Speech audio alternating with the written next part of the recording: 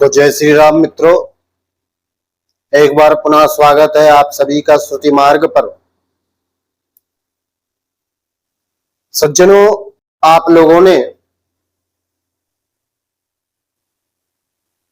अग्निव्रत के ऊपर हमारा पिछला वक्तव्य देखा और उस वक्तव्य में हमने कहा था कि अग्निव्रत और शिवांश नारायण द्विवेदी जी के मध्य जो चर्चा हुई उसका हमने प्रारंभिक भाग ही देखा है। इस पर बहुत सारे लोगों ने हम पर आक्षेप किया कि भाई पहले पूरा सुनो फिर कुछ कहो। तो उन लोगों को मैं कहना चाहता हूं कि जब मैंने प्रारंभ के 7 मिनट देखे सुने और उसमें ही अनेक छल अनेक दोष दृष्टिगोचर हुए जो हमने पिछले वक्तव्य में दिखाए हैं, तो विचार करो कि पूरा भाग यदि हम देखते तो क्या होता। सत्य तो यह है कि जब हंडी में चावल पक रहा होता है तो चावल के एक दाने से ही पता चल जाता है कि हंडी का भात पक गया अथवा नहीं। तो इसी प्रकार से वे 7 मिनट तो हमने बहुत अधिक देख लिए और उसमें ही इतने दोष दिखाई पड़ गए कि आगे और क्या देखा जाए। फिर हमने सुना और उसमें आगे ऐसा कुछ भी नहीं था जिसका शिवांश नारायण द्विवेदी ने खंडन ना किया हो, जिसके उत्तर ना दिया हो। विशेष बात वहां कुछ थी नहीं, परंतु अग्निव्रत नैष्ठिक जी ने अपने YouTube चैनल पर एक और वीडियो बना करके अपलोड किया है, जारी किया है, और उन्होंने उस वीडियो में ईश्वर के अवतार पर और पुराणों पर अनेक आक्षेप लगाए हैं, अनेक निंदनीय बातें कही हैं। आज हम उनके उस वीडियो पर ही चर्चा करेंगे। उनके उस वीडियो में कहे गए वक्तव्य का खंडन करेंगे। यद्यपि तो वक्तव्य भी नहीं कहना चाहिए, परंतु एक शिष्ट भाषा बनी रहे इसलिए हम यह शब्द प्रयोग कर रहे हैं। तो उनके उस वीडियो पर आज हम चर्चा करेंगे और संभव है कि यह हमारी चर्चा, यह हमारा खंडन एक से अधिक भागों में हो। इसलिए इस समीक्षा को अवश्य सुने। तो आइए आगे बढ़ने से पहले सदा की ही भांति पहले मंगलाचरण करेंगे। स्वस्ति श्री गणेशाय नमः। विघ्नेशं नौमि शुभ्रं सकल विविधं शंकरं लोकवन्यं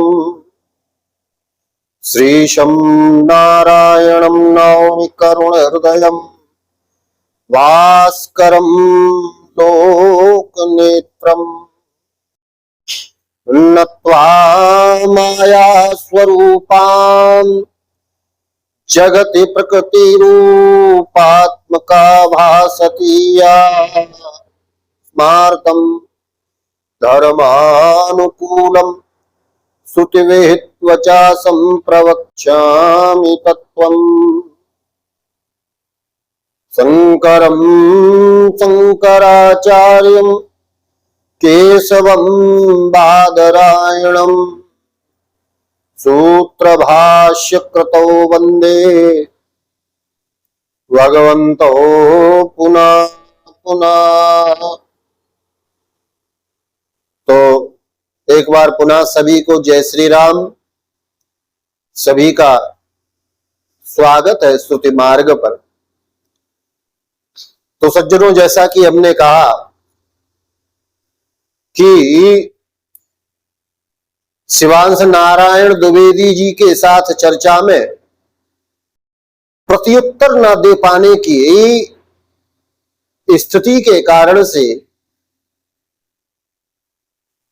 अपने आप को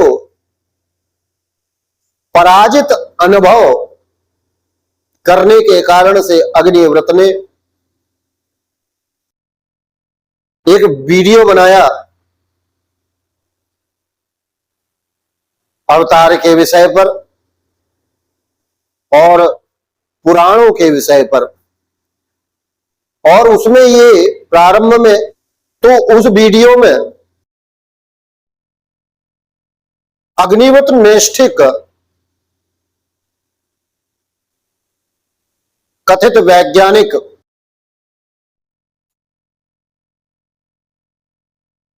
वे कहते हैं कि यदि अवतार ना होता तो रामपाल, आसाराम आदि स्वयं को अवतार घोषित ना करते।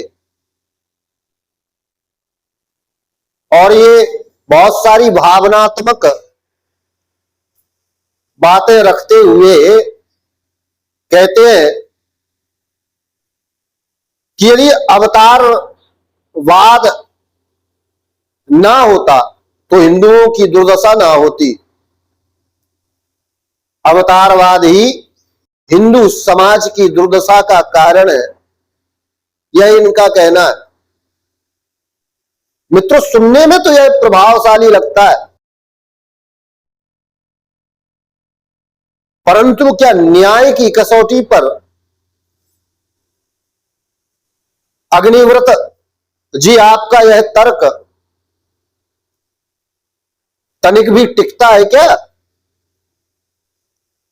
वास्तव में एक क्षण के लिए भी आपका यह तर्क नहीं टिकता। अग्निव्रत जी दोष सिद्धांत में नहीं है, दोष दुरुपयोग में है।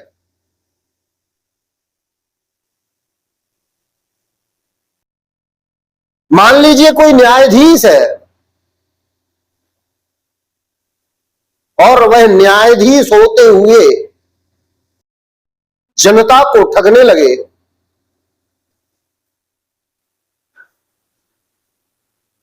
तो आपके सिद्धांत के अनुसार, आपके तर्क के अनुसार क्या न्याय व्यवस्था को समाप्त कर देना चाहिए? और इसी प्रकार समाज में कोई झूठा चिकित्सक हो, झूठा डॉक्टर हो और वह चिकित्सा के नाम पर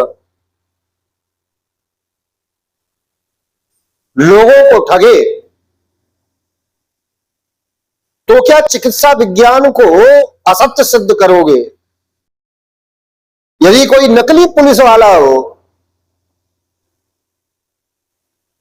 तो क्या संपूर्ण पुलिस व्यवस्था इस नकली पुलिस वाले का होने का हेतु है क्या? और चूंकि नकली पुलिस वाला समाज में देखा जा रहा है, इसलिए पुलिस व्यवस्था को ही समाप्त कर देना चाहिए। क्या यही बुद्धिमानी होगी? अग्निव्रत जी, दोष सिद्धांत में नहीं होता, दोष सिद्धांत का दुरुपयोग करने में होता है। और इसीलिए इसी प्रकार कोई रामपाल हो अथवा आसाराम हो अथवा अन्य कोई भी हो, यदि इस प्रकार का कोई स्वयं को अवतार घोषित करके घूमे और लोगों को भ्रमित करे, तो इससे यह कैसे सिद्ध होता है कि अवतार सिद्धांत ही अशास्त्रीय है? थोड़ा विचार करके बताइए। वास्तव में तो इससे यही मात्र सिद्ध होता है कि समाज में विवेक और शास्त्र ज्ञान का अभाव है।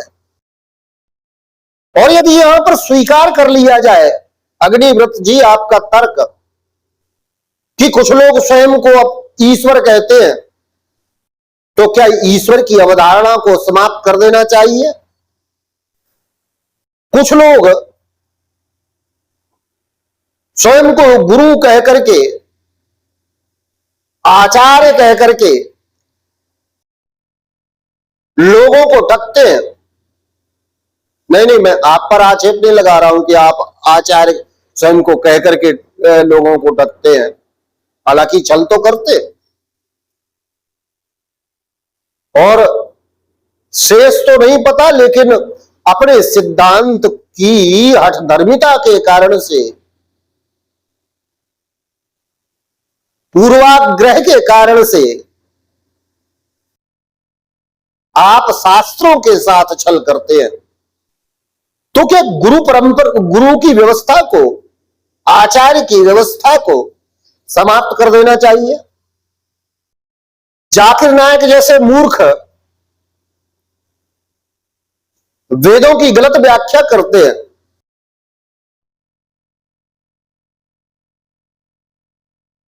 और यहां प्रश्न यह भी है कि जाकिर नायक जैसों के पास वेद पहुंचे कैसे?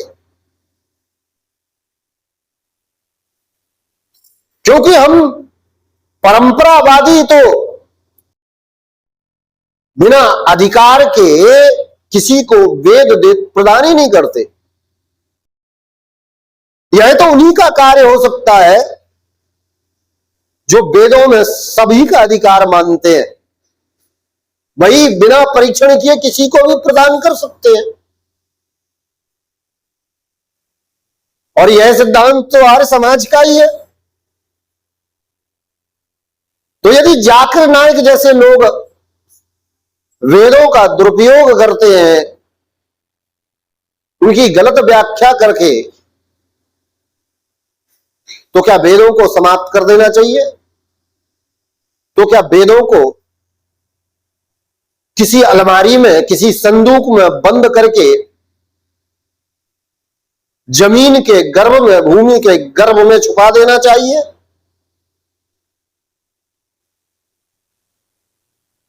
किस प्रकार के तर्क हैं आपके?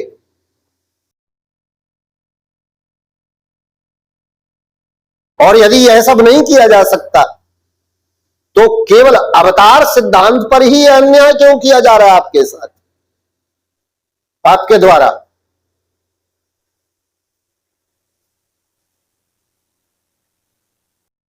क्योंकि शास्त्र तो स्वयं मिथ्या दावेदारों से सावधान करता है।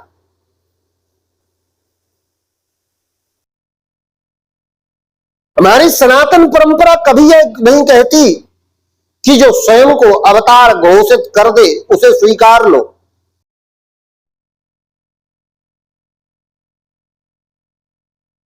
अब तो शास्त्र प्रमाण, आचार, तत्व ज्ञान, सदाचार की कसौटी पर परखने की शिक्षा हमारे शास्त्र देते हैं।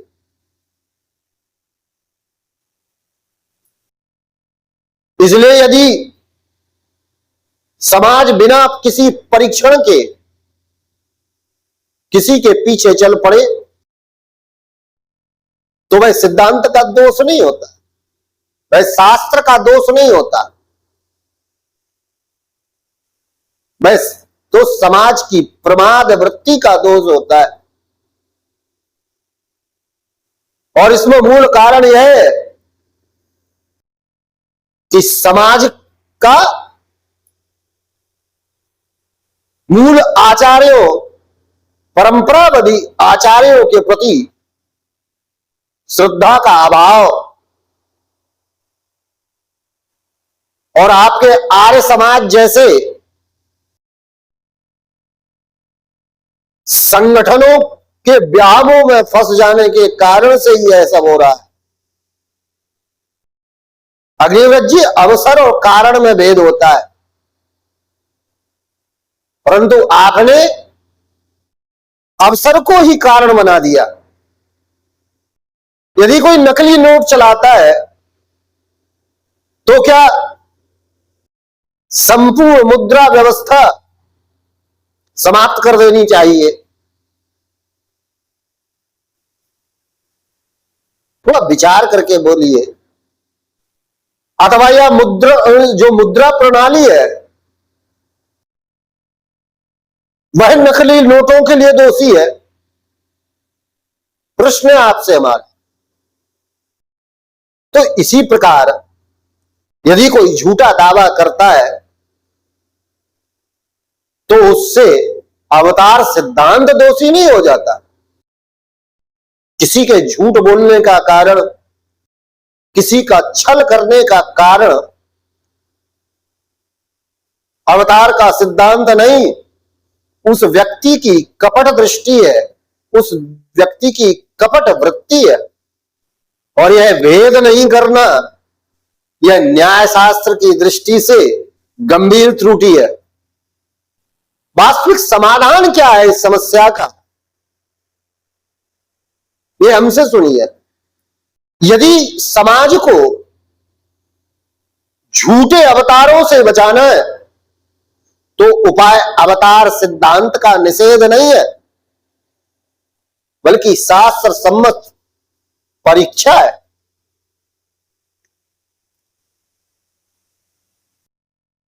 अज्ञान का उपचार ज्ञान होता है, ज्ञान का परित्याग नहीं, सत्य का परित्याग नहीं। यदि नकली सोना आ जाए बाजार में तो क्या सुनार सोने की परिभाषा बदल देता है कि वह असली और नकली सोने की पहचान सिखाता है? तो इसी प्रकार आवश्यकता अवतार सिद्धांत मिटाने की नहीं है, और मिटा भी नहीं पाओगे। 150 वर्ष तो हो गए,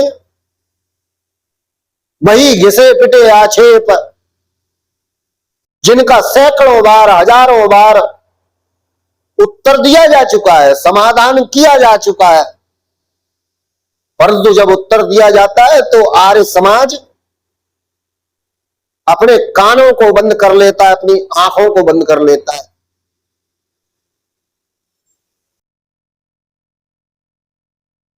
अग्निव्रत जी, सोए हुए को जगाया जा सकता है, परंतु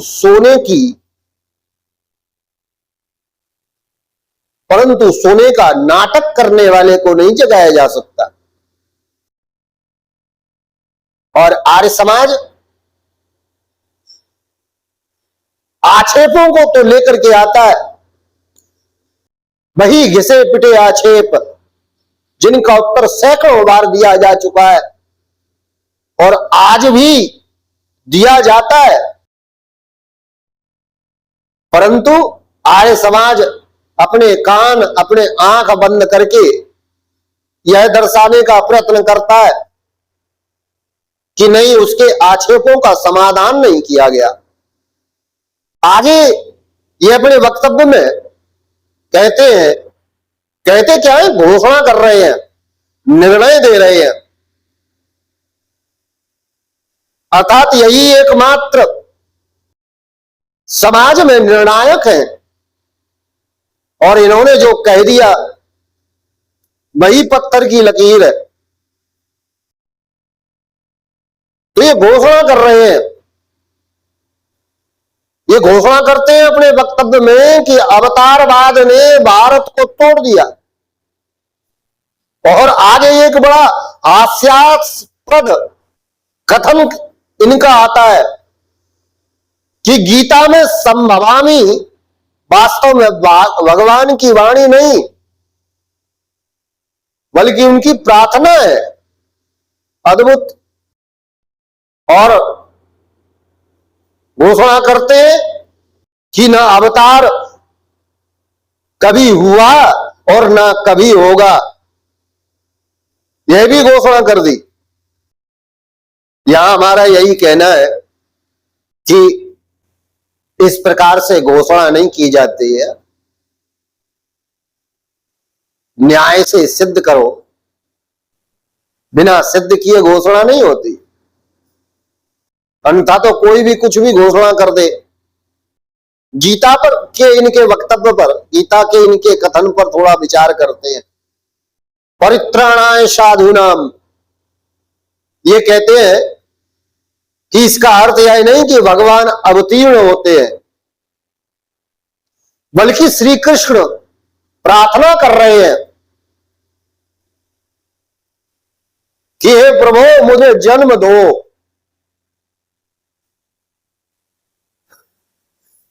ये पहली क्लास का संस्कृत का विद्यार्थी भी जो है ना, अग्निव्रत की इस व्याख्या को सुनकर के किलकारी मार के हंसेगा,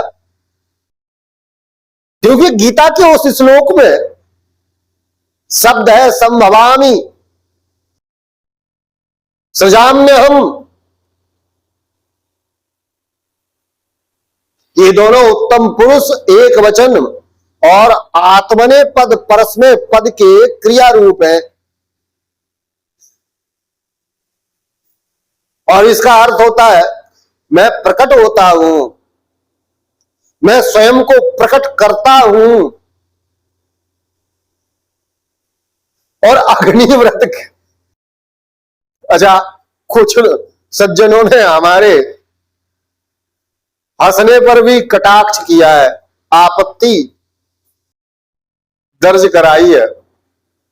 भैया वैसे ही हम सांकरों पर, वैसे ही हम अद्वैतियों पर आक्षेप लगते हैं कि अद्वैतियों में रस नहीं होता, वे बड़े शुष्क होते हैं, शुष्क वेदांती होते हैं।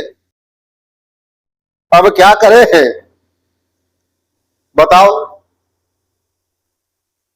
अगर कहीं थोड़ा बहुत हंसे तो आप कहते हो हंसते क्यों, और हंसे ना तो कहते हो अरे ये तो रसहीन है, ये तो शुष्क वेदांती है। तो क्या करे बताइए? जो यह आक्षेप करते हैं वे ही बताएं।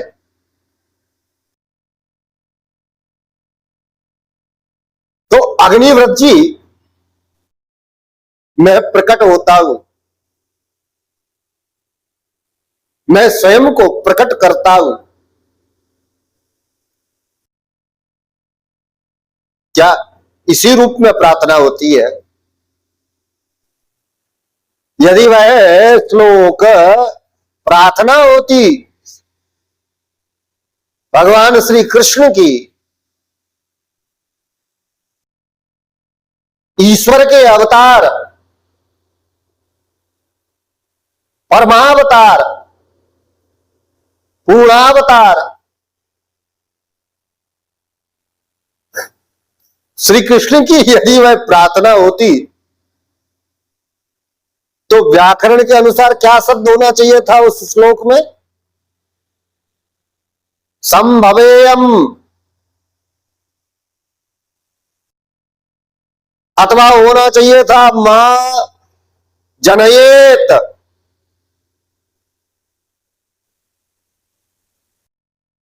संभवामी और सृजाम्य हम, इन शब्दों में अग्निव्रत को प्रार्थना दिख रही है। आश्चर्य। और फिर दम्भ भरते हो कि हमने वेदभाष्य किया है, विज्ञान भाष्य। आपके इस कथन से ही समझ में आ जाता है कि आपका वह विज्ञान भाष्य कोरी गप के अतिरिक्त कुछ नहीं हो सकता। तो यहां पर ना तो शब्द उस प्रकार के हैं, ना ही कोई विधि लिंग है, और ना ही प्रार्थनार्थक प्रयोग है। तो संभवामी को प्रार्थना कहना ऐसा मत किया करो।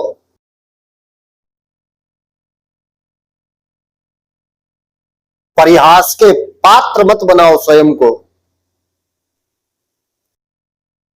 और क्या कहें इस पर अब हम, और आगे ये इसी बात को आगे बढ़ाते हुए शहीदों की कामना के साथ गीता के इस श्लोक को मिला रहे हैं। ये कह रहे हैं कि जैसे कोई शहीद कहे कि हे प्रभु मुझे पुनः जन्म देना, यह ठीक है क्या? क्या उदाहरण ही असंगत है? और गीता ये कह रही है कि बहूनि में व्यतीतानि जन्मानि। विचार करो थोड़ा।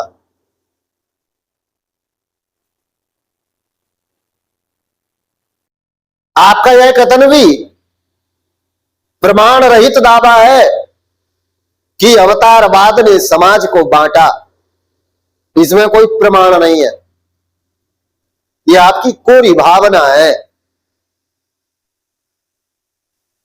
क्योंकि किसी सिद्धांत के दुरुपयोग से दोष सिद्ध नहीं हो सकता, सिद्धांत दोषी नहीं होता। और यदि ऐसा होता तो वेदों के नाम पर भी मतभेद हुए, तो क्या इससे वेद असत्य हो गए? अरे मान लीजिए आप में और हम में अधिक मतभेद है ना, तो क्या वेद असत्य हो गए क्या? विचार करो थोड़ा। दोष सिद्धांत में नहीं होता, दोष सिद्धांत के दुरुपयोग में होता है। चलिए और आगे देखते हैं आपके वक्तव्य को। और इसके बाद तथाकथित वैज्ञानिक अग्निव्रत महाशय ने जो अपने अद्भुत व्याकरण के बल पर संभवामी को भगवान श्री कृष्ण की प्रार्थना सिद्ध करते हैं, ऐसे परम विचित्र एक नए व्याकरण की खोज करने वाले वैज्ञानिक अग्निव्रत ने देवी भागवत से लेकर के और कई पुराणों को खोला और उसमें चुन चुन करके कुछ श्लोक पढ़े और पुराणों पर, अवतारवाद पर बड़ी ओछी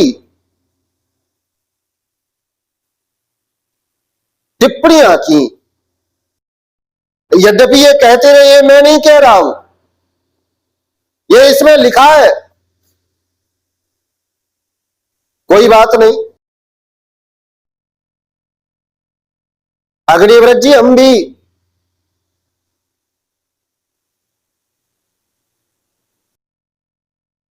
हनुमान जी महाराज के भक्त हैं, हम भी श्री राम के भक्त हैं, और जो हनुमान जी महाराज का सिद्धांत है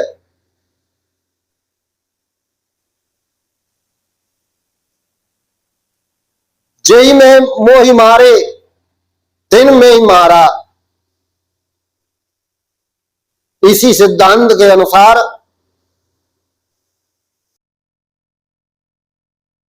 आपकी उस कुदृष्टि का, आपके मानसिक रोग का उत्तर हम अगले भाग में देंगे, क्योंकि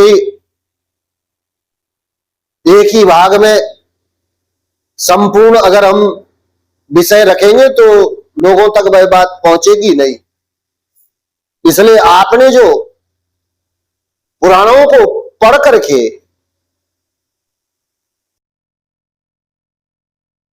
जो आपने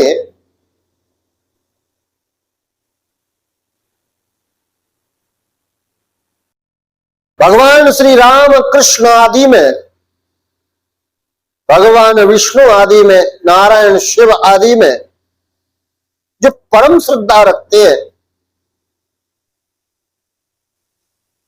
उनको अपमानित करने का जो आपने प्रयत्न किया है,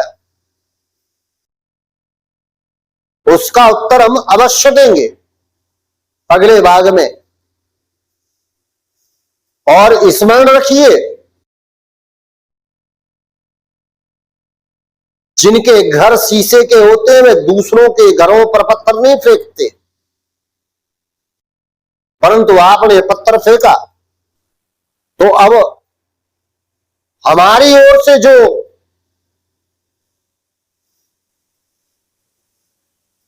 विशाल पाषाण खंड आपके ऊपर गिरेंगे, उसके लिए सज्ज हो जाइए। तो आज के लिए इतना ही, शेष अगले भाग में। सभी को जय श्री राम। श्री राम जय राम जय जय राम। श्री राम जय राम जय जय राम। श्री राम जय राम जय जय राम।